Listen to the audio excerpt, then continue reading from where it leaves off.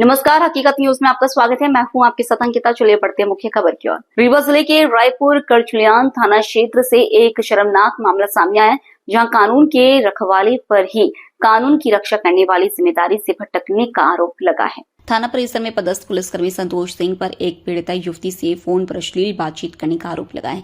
इस बातचीत का ऑडियो सोशल मीडिया पर तेजी से वायरल हो रहा है, जिसमें पुलिस विभाग की छवि पर सवाल खड़े हो गए।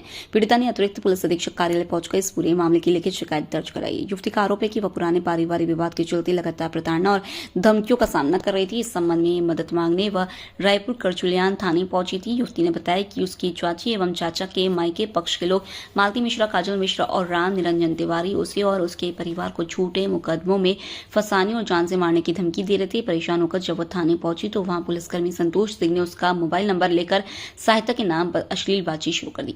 पीड़ित का आरोप है कि संतोष सिंह ने कहा, तुम बोलो तो मैं अभी किसी को भी जेल में डाल दूं, लेकिन तुम्हें हमें मजदूरी देनी होगी और इसी तरह की कई आपत्तिजनक बातें कही। युवती ने यह भी कहा कि इस व्यवहार से परेशान होकर उसने एडिशनल एसपी मैडम के समक्ष आवेदन देकर अपनी सुरक्षा की मांग की है। मामले की जांच जारी। पीड़िता की शिकायत के आधार पर पुलिस विभाग ने मामले की जांच शुरू कर दी है। अतिरिक्त पुलिस अधीक्षक ने निष्पक्ष जांच का आश्वासन दिया और दोषी पाए जाने पर कड़ी कार्रवाई का भरोसा दिलाया है। कहां से आए? जी, मैं रायपुर थाने से आई हूँ। मेरा गांव सिरखिनी में है। मैंने कुछ दिन पहले मैंने एफआईआर की हुई थी, तो उस एफआईआर की जांच संतोष सिंह के पास गई। तो उन्होंने वहाँ पे मुझे जब टच किया तो उनके टच करने से तरीके से ही पता चल रहा था कि उनकी इंटेंशन क्या हो रही है। फिर मैंने वहाँ पे कुछ नहीं बोला क्योंकि मेरे पापा थे और मुझे लगा कि मैं कुछ बोलूँगी तो बात ज़्यादा बढ़ जाएगी। फिर कुछ दिनों बाद कल 20 तारीख को उन्होंने जांच की, उसकी एफआईआर की जांच करने के लिए वो घर आए मेरे। तो घर आके मुझे अपने पास जैसे बुला रहे थे कि पास आओ। तो मैं दूर भाग रही थी। तो फिर उतने में वो चले गए, पूछताछ किया और फिर चले गए। और लेकिन फिर बाद में वो उन्होंने 7:30 के आसपास कॉल किया मेरे को, और कॉल करके वो मेरे को पहले तो केस के बारे में कुछ पूछताछ की उन्होंने मेरे से, लेकिन फिर बाद में कुछ उल्टी सीधी बातें करने लगे, पटांग बातें करने लगे। तो संतोष सिंह रायपुर करचुलियान थाने में क्या? सर, ये तो मुझे उनका कौन सा पद है ये तो मुझे नहीं पता है, लेकिन वो एक शायद हेड कांस्टेबल है। जी सर।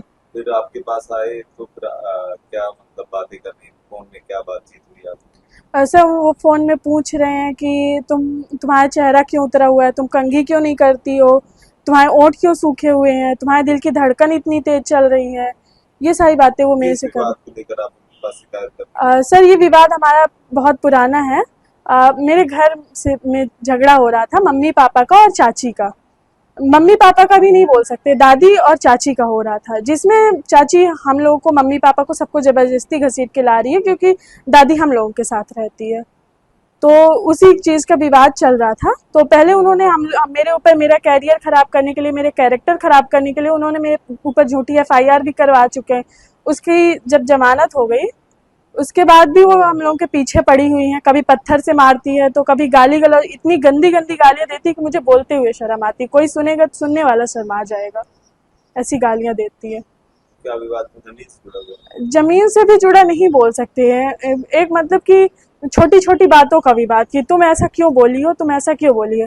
दादी को कई बार मारने आई, जब मैं उसे दादी को मारने से बचाने के लिए पकड़ी हाथ, तो जाके एफआईआर उसमें रिपोर्ट में मेरा नाम लिखवाया। प्रधान आरक्षक आपने शिकायत लेकर एडिशनल एसपी से आपने शिकायत की है? जी सर। क्या आश्वासन? मैम सर, उन्होंने तो ये तो बोला, मैम बोली हैं कि हाँ हम जरूर एक्शन लेंगे कोई ना कोई, आप परेशान मत हो।